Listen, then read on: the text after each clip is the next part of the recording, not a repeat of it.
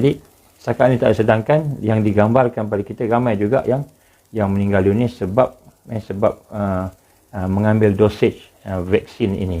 Antaranya seorang bomber di Kuantan 14 Mac meninggal dunia, dikatakan jantung. 17 Mac seorang petugas kesihatan di Hospital Pulau Pinang meninggal dunia, dikatakan jantung juga setelah ambil vaksin. 22 Mac seorang petugas kesihatan di Kanga Perlis juga akhirnya meninggal dunia 22 Mac. Kemudian 8 April seorang anggota polis di IPD Tanjung kena serangan jantung, tapi selepas itu stabil, tidak meninggal dunia lah.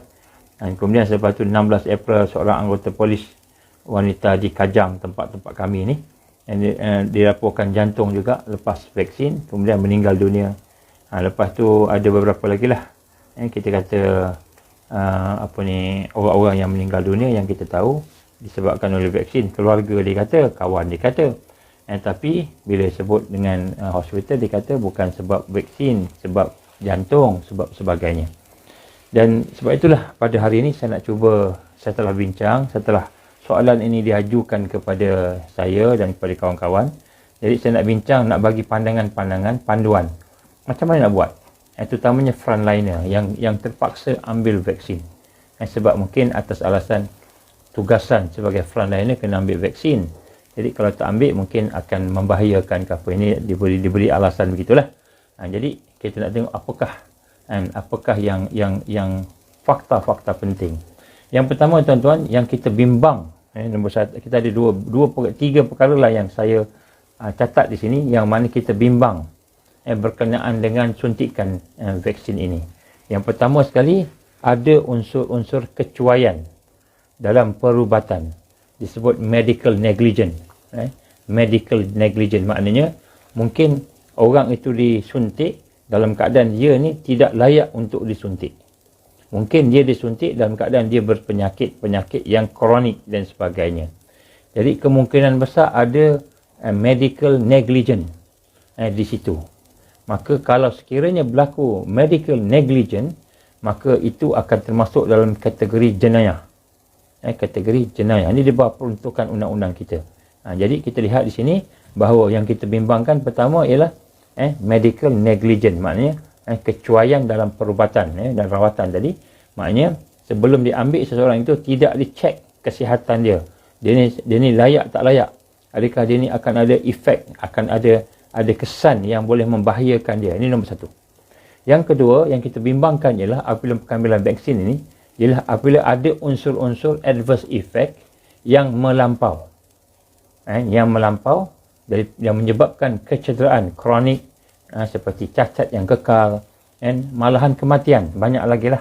Ada orang mengadu sakit-sakit, ada yang sakitnya kecil, ada yang sakitnya besar, ada yang sakitnya jantung, ada yang sakitnya dada sahaja, ada yang sakit otot sahaja, ada yang pening-pening kepala dan sebagainya.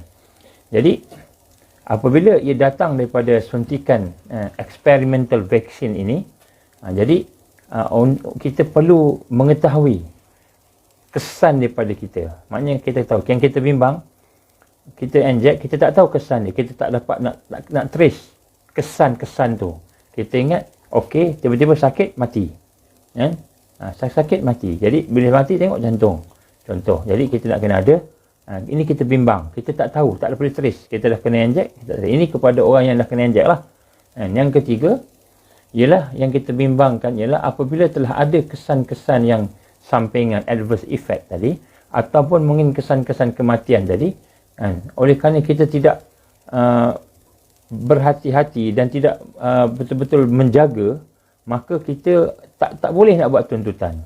Ada satu keluarga di Johor, saya dapat maklumat lah, dia bertanya saya, mak ayah dia bertanya kepada saya, tak boleh tak dia nak buat tuntutan anaknya meninggal dunia setelah ambil vaksin. Dia sebut begitu, anak meninggal dunia setelah mengambil vaksin, boleh tak ambil tuntutan? Saya kata, saya sendiri pun tak pasti macam mana kita nak ambil tuntutan, macam mana kita nak tahu yang itu daripada vaksin, ataupun macam mana kita nak tahu itu medical negligence, ataupun macam mana nak tahu kita ni memang benda tu simptom daripada sekarang, bukan simptom daripada sebelum-sebelumnya.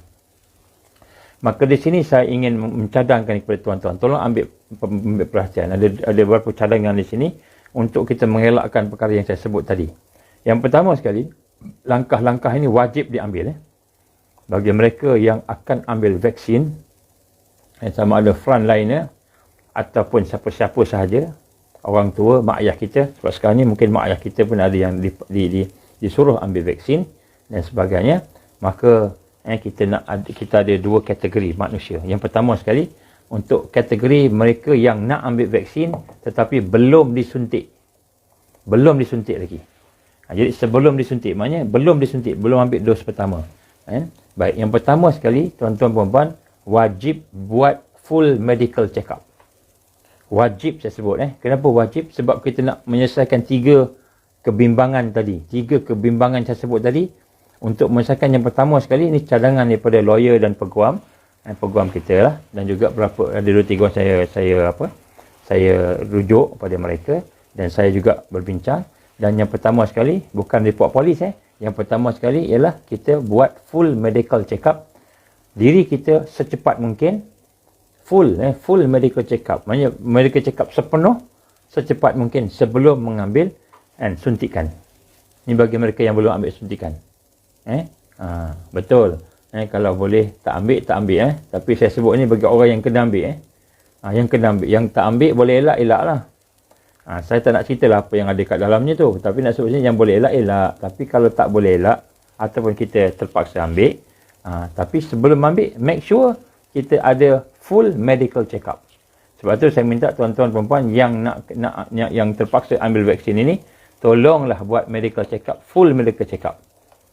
Dan kemudian minta dan buatlah ASAP, as soon as possible, secepat mungkin. Minta private hospital itu list down, senaraikan secara detail apa penyakit yang ada pada kita. Ini sebelum ambil suntikan.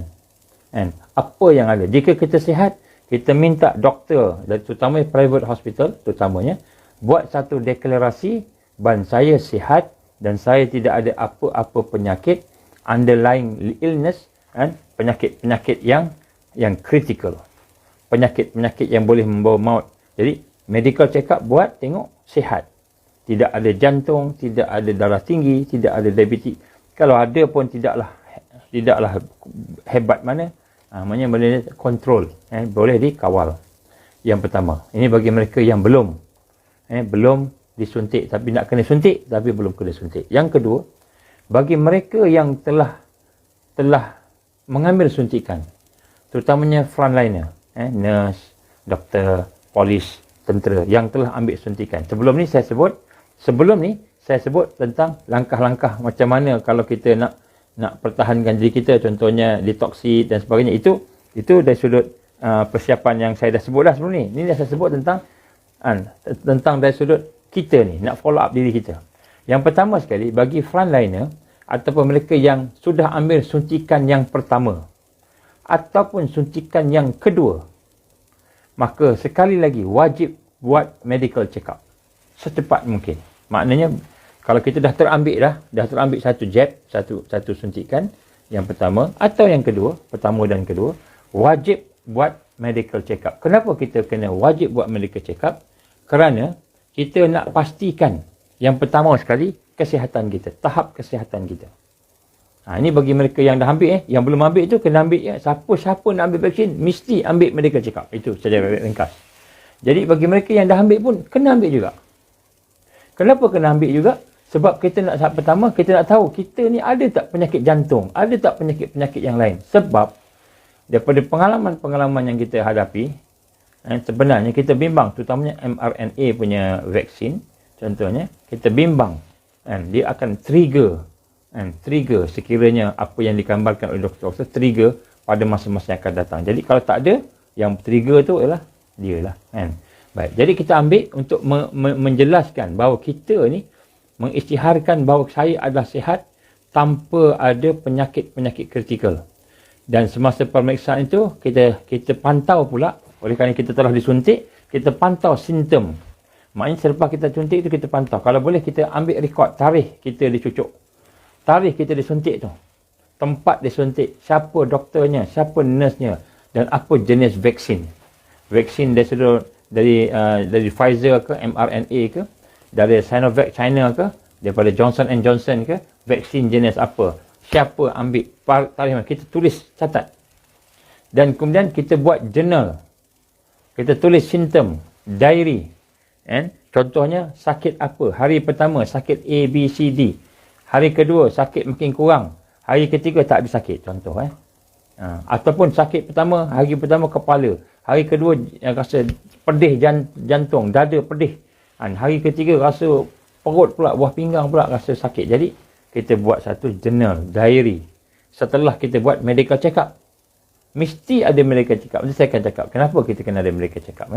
Dan selepas itu, kita ambil gambar. Kalau mereka yang dah ambil gambar, video. Sebagai bukti kita sihat atau sebagai bukti simptom-simptom yang ada pada kita. Contohnya kalau kita ada reaksi bengkak, mungkin reaksi kita sawan apa, ambil video. Sebagai satu bahan bukti, sekiranya ada keperluan, kita boleh menggunakan bahan tersebut pada masa akan datang. Selepas itu. Dan setelah siap kita buat medical check-up, kita rekodkan sebagainya, maka sama ada hubungi saya ataupun hubungi PPIM. Sebut kat sini tuan-tuan rahmati Allah Subhanahu Wa Taala, kenapa hubungi sebagai rekod saja. Saya sekian dan kemudian selepas tu saya akan dah buat medical check-up sebagainya. Jadi ini adalah perkara yang kita nak nanti apabila kita telah ada maklumat itu, insya-Allah sekiranya berlaku side effect yang besar, adverse effect yang besar, sekiranya berlaku. Kalau tak berlaku, tak ada apa. Kita doa tak berlakulah. Kita doa tak berlaku, kita doa semua baik, elok kan. Tapi sekiranya berlaku, maka kita dah ada rekod dah, medical check-up dah ada dah. Medical check-up dah ada, dan kemudian kita dah ada journal dah. Jadi perkara ini boleh dijadikan sebagai satu bahan untuk rawatan susulan. Kalau kita sakit, nak rawatan susulan macam mana, kita dah ada dah journal dia. Dan doktor dah tahu dah medical check-up kita macam kita memang sebenarnya tidak ada simptom-simptom sekian. Contoh. Jadi doktor boleh membantu kita lah untuk nak follow up susulan tadi. Dan kalaulah katakan kita ingin buat tuntutan, kita dah ada dah bukti-buktinya yang menunjukkan bahawa kita ni memang begini dengan medical check-up kita.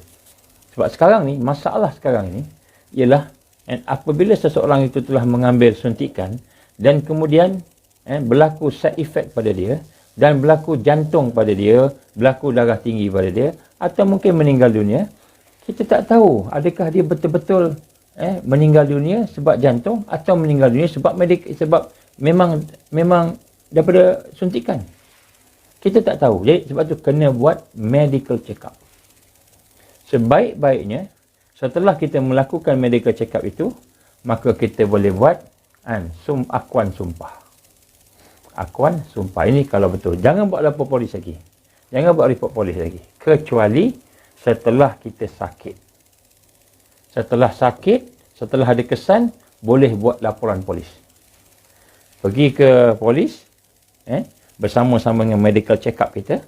Kita kata, saya sekian, saya telah mendapatkan suntikan sekian. Saya akan cakap macam mana cara buat, ni. Kemudian kita dengan backup daripada medical check-up, kita bisa melaporkan. Dan sekiranya kesan ini bertambah besar, maka kita boleh merancang untuk buat tuntutan melalui peguam. InsyaAllah kita ada peguam-peguam yang boleh membantu untuk nak buat tuntutan tersebut. InsyaAllah kita akan boleh jumpalah siapa-siapa sebab kita dah ada bukti-bukti yang kita sebut tadi. Masalah kita sekarang, kita tidak ada medical check-up. Bila tidak ada medical check-up, apa yang berlaku? Kita tak boleh nak kata yang ini sebab apa.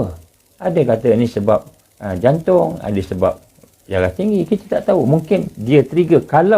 Kenapa penting tuan-tuan dan puan? Data ni penting. Kalaulah kita meninggal dunia pun, kalau kita sakit pun, kalau kita apa pun berlaku pada kita, dengan data-data yang ada ni, insya-Allah dia boleh membantu orang lain. Malahan doktor-doktor boleh buat follow up lepas tu. Supaya orang-orang yang sekian, kondisinya sekian, tidak perlu dia ambil. Tidak boleh ambil contohnya sebab bahaya kat dia. Dah berlaku pada kita contoh.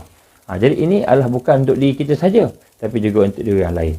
Tapi yang penting, kita ada rekod. Sekarang tak ada rekod. Tak ada rekod sekarang ni. Tak boleh buat apa-apa. Jadi bila tak boleh buat apa-apa, macam mana kita nak tahu ada orang cakap ini semua vaksin. Tapi sebenarnya bukan sebab vaksin. Mungkin sebab memang dia ada jantung. Ada orang kata ini sebab jantung kan, bukan ni. Jadi kita tak tahu. Kena buat medical check up. Medical check up ni lah yang akan menyatakan kepada kita sama ada kita ni benar-benar sakit atau tidak. Dan inilah yang satu legal, satu yang mengikut undang-undang. Sekiranya kita nak bawa tuntutan selepas itu ataupun nak bawa ke mahkamah lepas itu, jadi satu yang legal, boleh digunakan. Ini yang kita perlu jadikan sebagai panduan kepada kita. Baik, setelah kita melihat diri kita, katalah kita telah ambil, contohnya sakit, maka kita boleh lepas kita buat medical check up semua tu, kita ambil sakit katakan dan sebagainya, maka kita boleh buat report polis. Setelah kita sakit, kita sihat asalnya sakit, kita boleh buat report polis. Tetapi sebelum tu saya cadangkan buat akuan sumpah dulu dengan Pesuruhjaya Sumpah. Sebenarnya akuan sumpah dengan Pesuruhjaya Sumpah itu lebih kuat daripada report polis. Akuan sumpah tu lebih kuat daripada report polis. Sebab report polis semua orang boleh buat, cakap aja. Tapi akuan sumpah kita telah bersumpah di hadapan Pesuruhjaya Sumpah. Maknanya dia punya legal punya stand tu lebih kuat lagi lah. So buat akaun sumpah. Sekiranya berlaku sesuatu pada kita, maka kalau kita tidak boleh nak tuntut ganti rugi, pampasan, maka kawan-kawan kita boleh tuntut. Kita punya waris boleh tuntut. Mak ayah kita boleh tuntut bagi pihak kita. Anak-anak boleh tuntut bagi pihak kita. Boleh tuntut. Katakan sepatutnya kita ada sakit kanser. Contoh katakanlah ada satu penyakit, mudah-mudahan tidak ada, tapi kalau katakanlah Allah izin ada, maka kita kata kita tuntut tuan-tuan, tiba-tiba dapat sebenarnya bukan 500,000 tuan-tuan, lebih daripada 500,000 boleh tuntut dengan sebab medical negligence boleh tuntut lebih daripada 500,000. Jadi katakanlah ada apa-apa, maka kita dah ada bukti-bukti. Sebab itulah prosedur ini suatu yang kita kena jelaskan, terangkan kepada semua kawan-kawan kita yang terpaksa ambil, supaya tidak berlaku macam mana sekarang. Semua dah tak tahu dah, blackout dah tak tahu. Bila berlaku kematian kan, kematian jantung. Mungkin jantung memang sebab dia penyakit jantung kan, mungkin juga sebab suntikan, kita tak tahu. Jadi untuk beritahu, kita ambil medical check up bagi kita dapat satu yang bukti baik. Saya nak bacakan sikit, saya minta masa sikit tuan-tuan. Saya nak bacakan cadangan. Saya bacakan, dan sebenarnya benda ni boleh saya akan letakkan dalam sisi nanti, dalam Telegram. Saya akan letak dalam Telegram. Dalam sisi contoh mereka yang boleh ni report, sama ada kita nak buat akuan sumpah ataupun kita nak buat report polis. Ini draft pertama lah. Contoh boleh baiki dan sebagainya. Saya bacakan contoh untuk pengetahuan kita. Saya, nama dan IC beralamat di mana, ingin membuat laporan polis ataupun ingin mengaku dengan Suruhanjaya Sumpah berkenaan suntikan vaksin yang saya terima tanpa kerelaan dan kehendak saya sendiri pada tarikh sekian-sekian saya disuntik. Tanpa kerelaan dan kehendak saya, maknanya saya terpaksa ambil lah macam itu. Sebab saya ni frontliner sebagainya, saya terpaksa ambil. Dalam keadaan saya sihat walafiat dan tidak sakit. Ini contoh ayat yang pertama. Kemudian tujuan saya membuat laporan ini adalah untuk menyatakan keadaan kesihatan saya dan selepas pengambilan vaksin tanpa kerelaan dan kehendak saya sebagai langkah untuk mendapatkan tuntutan ganti rugi. Tidak terhad kepada wang ringgit dan juga kos perubatan kepada pihak-pihak yang berkenaan, tidak terhad kepada pengeluar vaksin dan pihak berkuasa sekiranya berlaku kesan sampingan dan perkara-perkara yang tidak diingini seperti sakit yang teruk dan kronik secara tiba-tiba. Ni kita kena cerita. Tujuan dia apa? Contohnya secara tiba-tiba, kecacatan yang kekal, berlaku kecacatan kekal, halangan-halangan kehidupan normal dan kematian mengejut. Jadi kita dah buat ni, kalau kita mati, maka anak kita boleh tuntut, waris kita boleh tuntut, mak ayah kita boleh tuntut. Sebab kita dah buat dah ni. Ini semua adalah nasihat daripada peguam-peguam kita lah. Akuan yang kedua, poin kedua ialah kita mengaku pengambilan atas arahan. Jadi kalau kita terpaksa ambil, kita mengaku saya telah ambil atas arahan ataupun diwajibkan. Kalau tentera, contohnya diwajibkan. Walaupun ia hanyalah experimental vaccine, kita tulis kat situ. Walaupun dia hanya experimental vaccine. Ataupun mungkin, kalau tidak dipaksa dalam bentuk bersurat, atas tekanan. Maknanya kalau dia tak paksa kita dalam surat, tekanan verbal oleh majikan atau pihak berkuasa setiap hari memaksa pengambilan vaksin. Tiap-tiap hari paksa mengambil vaksin. Ambil. Seperti yang berlaku pada kawan-kawan kita yang saya dengar, mereka mengadu pada saya nak kena cakap. Tiap-tiap hari dia brainwash. Dia paksa. Akhirnya ambil lah. Ambil tak larat nak dengar dah ceramah. Dan kemudian dia kata, walaupun saya dalam keadaan sihat walafiat, saya mengesahkan bahawa saya mengambil vaksin dengan bantahan. Mengambil vaksin dengan bantahan dan tanpa kerelaan saya. Ini kena tulis. Dalam surat akuan kena tulis. Kenapa saya tak nak? Tapi dia suruh, tak apa, saya ambil lah. Sebab saya pekerja, saya staff, saya taat lah. Tak apa. Tapi saya ambil dengan bantahan. Kemudian, seterusnya, poin yang seterusnya ialah, kita buat akuan bahawa keadaan sebelumnya sihat sejahtera. Saya ni sihat, tidak ada sejarah sakit kronik. Kita kemukakan laporan medical check-up kita. Medical check-up tu penting. Sebab saya kata kena ada medical check-up. Medical check-up tu kena ambil. Okey, sekiranya ada kesan-kesan selepas suntikan, kalau mereka yang dah ambil suntikan, ada kesan, kita buat satu pengakuan bahawa saya yakin kesan-kesan sampingan dan kesakitan saya adalah daripada pengambilan vaksin pada tarikh sekian, dan kesan-kesan itu adalah, kita tulislah apa kesannya. Sakit kepala, sakit hati, sakit perut, semua sakit. Tulislah. Kemudian, seterusnya, sekiranya berlaku sesuatu yang tidak diingini. Ini penting. Contohnya meninggal dunia. Contohnya cacat yang kekal. Contohnya apa? Sekiranya berlaku sesuatu yang tidak diingini, maka saya atau waris atau wakil saya, iaitu kawan-kawan saya, kita sebutkan nama mereka, letakkan IC dia, akan memfailkan tuntutan undang-undang kepada pihak-pihak yang terbabit. Ini penting. Dalam akuan sumpah kita kena sebut ni siapa akan tuntut. Jadi tak kira lah kita frontliner tak frontliner, ini adalah sebagai kita punya insurans kita. Sebab sekarang tidak ada insurans. Semua takut nak cakap, nak report polis pun takut. Sekarang ni saya sebut tak payah report polis, tapi buat akuan bersumpah. Yang mana akuan bersumpah tu boleh digunakan untuk legal case. Kemudian bahawa saya ingin, yang akhir sekali, saya ingin menyatakan bahawa segala pernyataan saya adalah benar. Kita tanda tangan, nak cap jari pun tak apa, tulis nama sebagainya, tarikh sebagainya, saksi siapa. Jadi tuan-tuan dan puan, inilah jawapan saya kepada soalan daripada kawan-kawan kita, macam mana saya nak buat kalau saya terpaksa ambil vaksin. Saya terpaksa ambil vaksin. Kalau saya tak ambil, maka saya akan didakwa oleh pihak kerajaan, mungkin RM50,000 dan sebagainya, yang mana mungkin saya terikat dengan job tadi, yang kerja tadi, saya terpaksa ambil.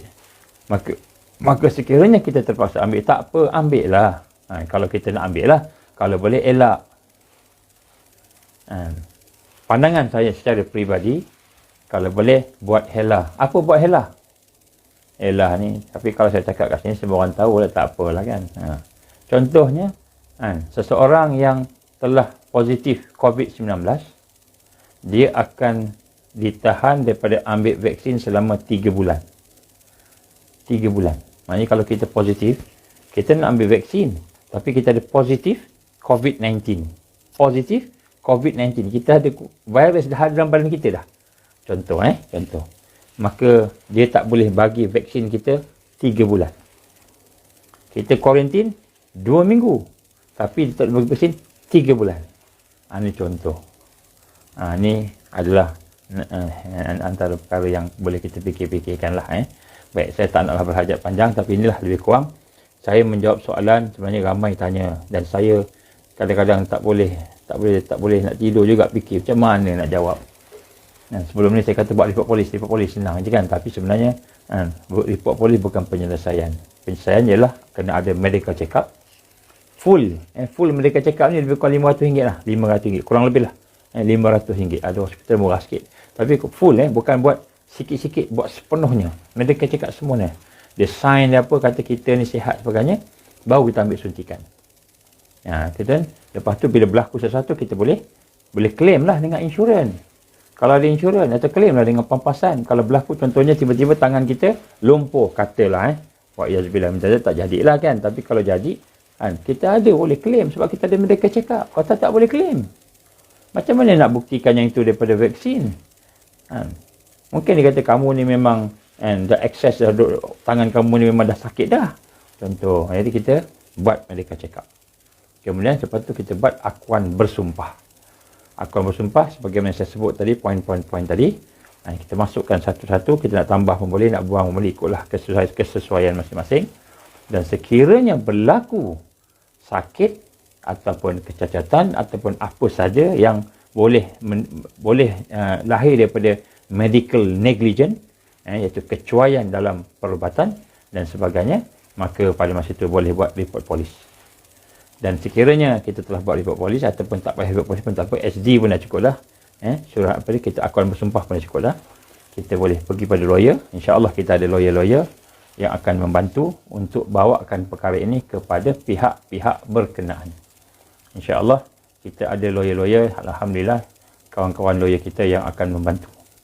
Jadi ini antara perkara-perkara yang saya nak sampaikan pada malam ni. Jadi bukanlah kita nak kata jangan ambil vaksin ke apa, bukan kita nak kata kita anti vaksin apa, tapi kita nak kata siapa-siapa yang nak ambil vaksin terpaksa ambil contohnya, maka bersedialah, persiapkan, sebab kita tak tahu kan, kalau perkara eksperimental ni, dan eksperimental ni kita tak tahu. Kalau jadi baik, alhamdulillah, kita syukur, kita doalah supaya jadi baik semua.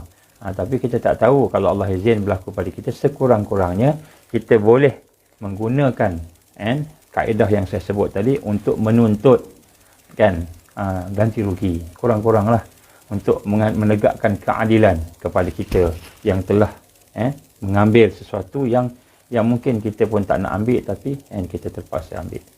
Itulah insya-Allah. Sebab itulah tuan-tuan, kalau kita nak ambil atau tak nak ambil terpulang, tetapi nak sebut kat sini kan, bagi mereka yang akan ambil, sama ada dia suka ke tak suka, maka buatlah apa yang saya suruh tadi, yang saya sebut tadi.